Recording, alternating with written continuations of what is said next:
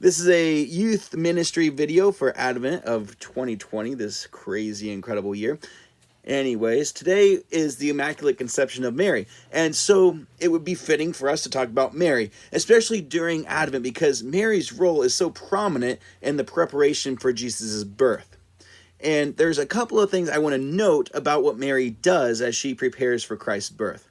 The first one is that Mary is the one who ponders things. What is she pondering? She's pondering the ways of God.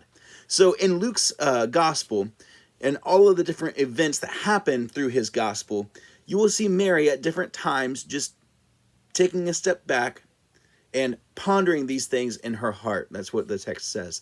Pondering these things in her heart. She's looking at what God is doing in her life and reflecting on it. What's God doing here?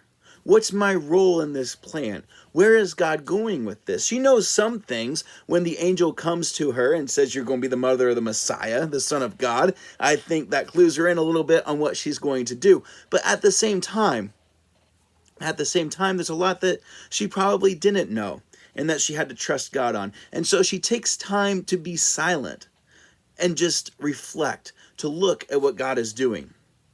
The Eastern churches have icons, and an icon of Mary can sometimes be a little startling, but when you understand why it looks the way it does, it's more real. Wow, that's a really cool spiritual thing, because they tend, as these icons of Mary, tend to have big eyes and small mouths, and they have big eyes because Mary is the one who's watching. Mary is the one who's pondering. Mary is the one who is taking in what God is doing and reflecting on it in her heart. And her mouth is small because she's not busy yapping. She's busy listening. And that's what we need to be. So again, during this Advent time, it'd be great to follow Mary's example and be silent. Reflect on what God's doing in your life. How has he led you up till now?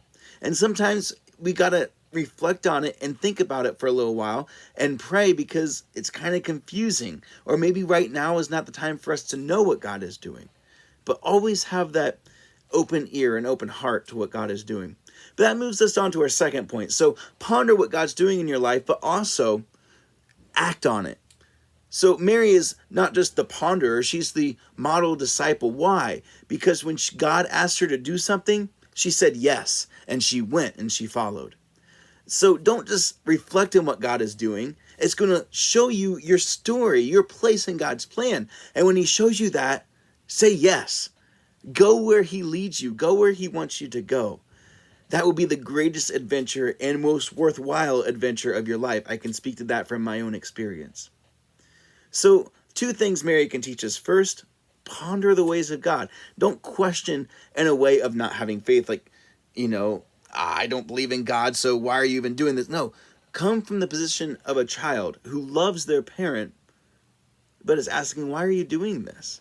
Why are you doing this, Daddy? And God will reveal it to you. And then when he shows you your place in his plan, say yes and see the amazing things that he can do.